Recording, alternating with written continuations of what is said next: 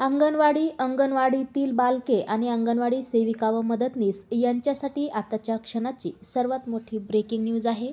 पाहूया सविस्तर. तत्पूर्वी चॅनलला अजूनही सबस्क्राईब केले नसेल तर सबस्क्राईब करा, समोरील बेललाही क्लिक करा म्हणजे असेच नवनवीन लेटेस्ट अपडेट तुम्हाला पाहता येतील.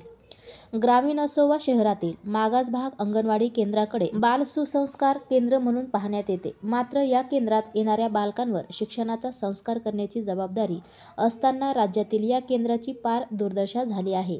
राज्यात अनेक ठिकाणी पडक्या मोडक्या इमारतीतून या केंद्रात अंगणवाड्या सुरू आहेत. शासनाला वारंवार साकडे घालूनही या केंद्रांचे दिवस पालटत नसल्याची खंत व्यक्त होत आहे.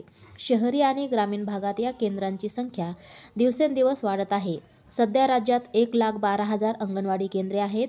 तेवढ्याच अंगणवाडी सेविका आणि मदतनीसही आहेत. राज्यात ग्रामीण आणि शहरी भागात ही केंद्रे मुलांच्या प्राथमिक शिक्षण आणि सुसंस्काराचे मुख्य आधारस्तंभ मानली जातात. मात्र सध्याची परिस्थिती पाहता ही केंद्रे उपेक्षित दिसून येतात. यामुळे ग्रामीण विद्यार्थ्यांसाठी सुसज्ज केंद्रे नाहीच असे म्हणण्याची वेळ आली आहे. ग्रामीण भागातील अंगणवाड्यांची अवस्था सुधारल्याशिवाय बालकांचे भविष्य उज्ज्वल होऊ शकणार नाही.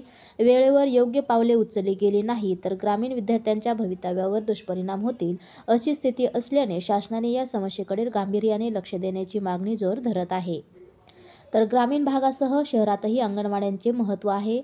या अंगणवाडीतील सेविका आणि मदतनीसांवर अतिरिक्त कामाचा बोजा आहे.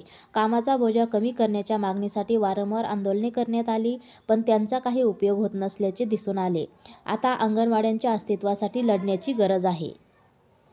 दिलीप उटाणे, प्रदेशाध्यक्ष आयटक संघटना.